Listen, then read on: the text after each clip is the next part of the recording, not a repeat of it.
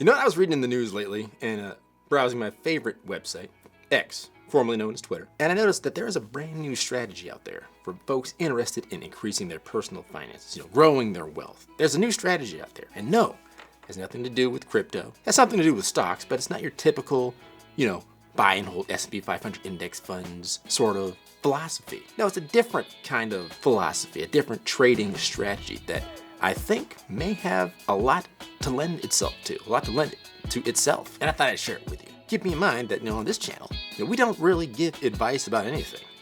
How to invest, how to save, how to increase your wealth in general and decrease your debt, things of that nature. No, we just talk about the best practices that best practices that folks follow that help them to do better in these areas of their life and in their finances. So, with that in mind, not advice, just sort of giving you the lay of the land of some of the latest and greatest techniques out there. Let's talk about one of the best techniques that one can use to increase their wealth when trading stocks. Yeah, like I said, it's not about technical analysis. It's not about quantitative analysis. So, you know what to do. Like, subscribe, click the notification bell. Derek West, Finance Squared. And like I was saying, this is not about your typical YouTube guru stock advice sort of videos, right? A lot of times people talk about technical analysis.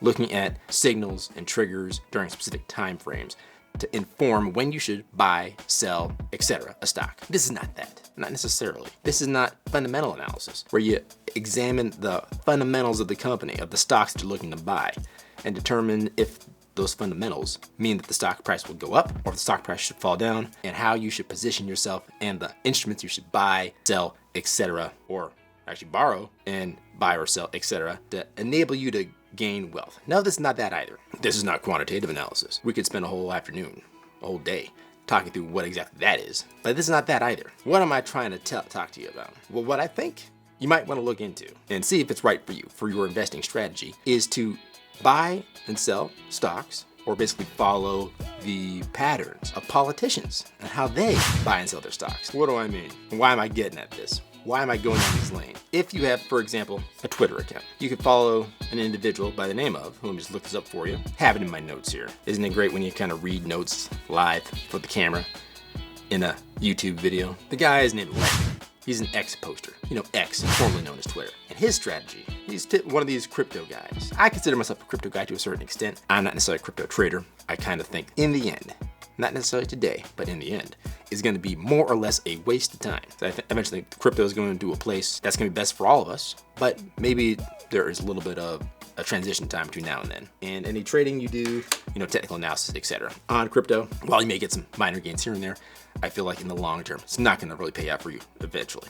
But that stated, he is a crypto trader. And what he noticed is that certain politicians tend to do very well in their portfolios, both Republican and Democrat. But among them, Nancy Pelosi. So there's been a lot of public discourse, and you may have heard this in the news recently, or even a little bit, or even in times past, but there's been a lot of discussion and discourse surrounding insider trading allegations against Nancy Pelosi and other members of Congress. The most relevant and the most focused criticism comes not necessarily to Nancy Pelosi, but to her husband, Paul Pelosi, and the assumed relationship that they have between themselves, each other, and how they trade. Husband and wife, boyfriend and girlfriend tend to talk about a lot of things. Sometimes they talk about their finances, sometimes they don't. When Paul Pelosi is doing his trading, is Nancy Pelosi in on some of these discussions? But the scrutiny arises from the potential conflict of interest. And this conflict of interest arises because non-public information that members of Congress have access to, may or may not have access to, could influence their financial decisions. Why do we say this? Is this just somebody making accusations out of thin air? Well, there are a couple of instances that sort of spurred this on. For example, Nvidia and Broadcom. Paul Pelosi purchased substantial shares in Nvidia and call options on Broadcom. I believe he also purchased call options on Nvidia as well. I'll have to double check that. Put some links in the description to get some more insight into that. But these trades were made around the time when significant legislation was related to the semiconductor industry and is being considered by Congress. Nancy Pelosi was a member of Congress at the time, and even if she wasn't, she's sort of in the know, in the mix, in the group of folks that were congressmen, former congressmen, may have some specific details about. And even if she was retired, I think she may have also been retired at the time, but she still could have had contacts in Capitol Hill that enabled her to get some information about these insider trades. This is just an allegation. Nobody really knows. And even if she did, nobody knows if she communicated this with her husband to make those trades. It's just a coincidence. A very timely coincidence. But there's a minor sidebar that I think we need to go over first to make sure we're all on the same page. We're all understanding what it is I'm talking about here. Because, when I'm watching a video and someone just sort of blurts out a term or some phrase that, I don't know, I would like them to sort of explain that term or phrase. And I know that a lot of folks that are interested in finance in general, stocks in particular, are more or less in the know about call options, but that's not my entire audience. So give me a quick second here to talk to folks about what a call option is. Now, a call option is a financial contract that gives the buyer the right, but not the obligation, to purchase a specific quantity of an underlying asset, such as a stock, a bond, a commodity, at a predetermined price. This is known as the strike price, and they can do this within a specified period. Now, with the call option, there's a couple of things you need to keep in mind. The underlying asset, the asset that can be bought if the call option is exercised, right? Exercising your options, right? Call options have an underlying asset. That's something you keep in mind. And these things can include stocks, indexes, bonds, commodities. I think crypto, to a certain extent, can also be done. I need to put some more research into that and get some more details to you guys.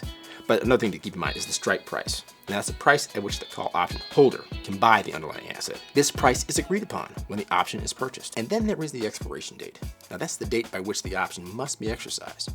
If the buyer does not exercise the option by this date, it expires and it's worthless. So it's kind of a countdown timer to when you can exercise your option. Then there's the premium. It's the price paid by the buyer to the seller or the writer of the call option for the rights conveyed by said option. Now, this is paid upfront and it's non-refundable. So if you're one of those folks, if you're paying attention, that might be an opportunity for some of us with some ambition to make a little bit of passive income. It's a separate video for a separate time. Like and subscribe to make sure you catch it when it drops. When an investor buys a call option, they're speculating that the price of the underlying asset will increase above the strike price before the option expires. And if that happens, the investor can exercise the option, buying the asset at the lower strike price and potentially selling it at the current higher market price for a profit. Let me give you a quick example. Suppose an investor buys a call option on a stock, Nvidia, for example, with a strike price of $50, and it expires in 3 months for a premium of $2 per share.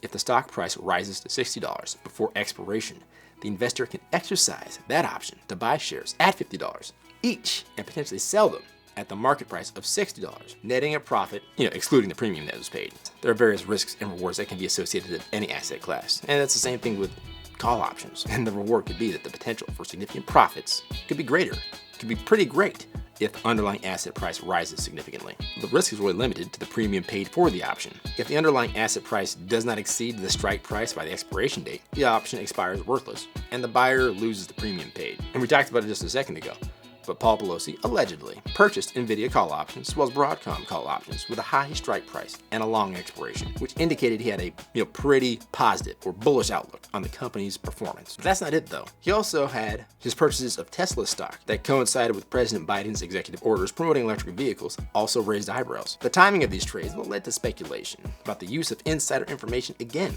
And this is a general sense that the Pelosi's have had very profitable trades over a period of years, a long period of years as a matter of fact. And their gains just seem very and relatively impressive. Some folks say that their portfolio's growth far exceed the typical returns expected from such trades and that most traders can expect. And that's where this guy, Legend on X, that's where he comes in.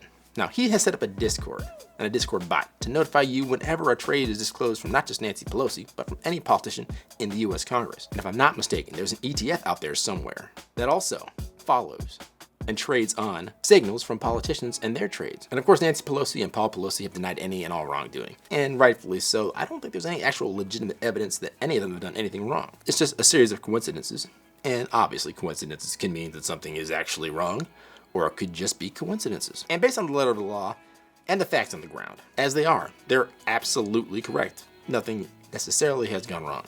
Now, that's stated though, whether they have insider information or whether they're just really good traders. It seems as though they might have a good strategy that you may want to emulate. And again, let me reiterate for those of you in the cheap seats, I'm in no way recommending that you take any action on any financial or trading strategy here on this channel at any time, ever. I'm just presenting you information, letting you make the decisions, letting you speak to your financial advisor, to your close, inspiring you to speak to a financial advisor or find a financial advisor and ask them what it is that you should do with these things. I'm just providing you the information. You then need to take the action. But that leads to a thought that instead of buying signals from random internet strangers or institutions that claim to know how the markets will swing. You can simply just take strategies and signals from politicians and how they trade. And obviously there are upsides and downsides to this strategy, just like any other strategy, right? There's portfolio growth. As we've stated, as we talked about earlier, the portfolio of many members of Congress have grown in ways that seem better than average. Let me put it that way. And if you follow their strategies and follow their signals, your portfolio could likewise grow the same way. Now, clearly that's the upside. What's the downside? Because you have to keep in mind, with any strategy of any kind, there's always a downside. So you always have to be sussing it out, looking for it, and trying to think, is the risk worth it? Now, there are a couple that I can think of. And one of those is, as successful strategies become more widely known and more widely followed and more widely emulated, they tend to become less successful.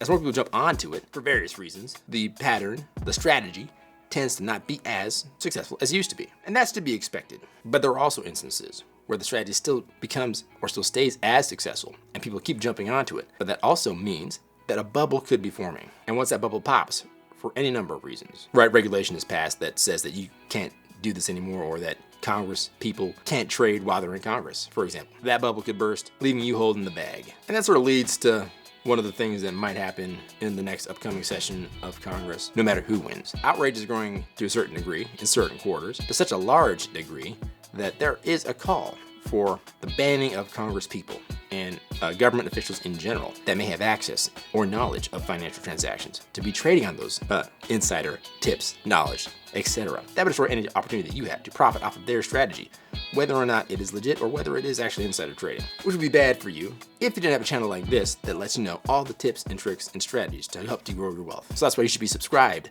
with post notifications turned on so that you get the latest and greatest whenever these videos drop. And remember, a goal without a plan is a wish. A goal with a plan and no action is a wish list. There should be a video on your screen somewhere that you should click on to get more information and more details about how to increase your finances, lower your debt, invest better, and how to motivate yourself to be the best that you can be.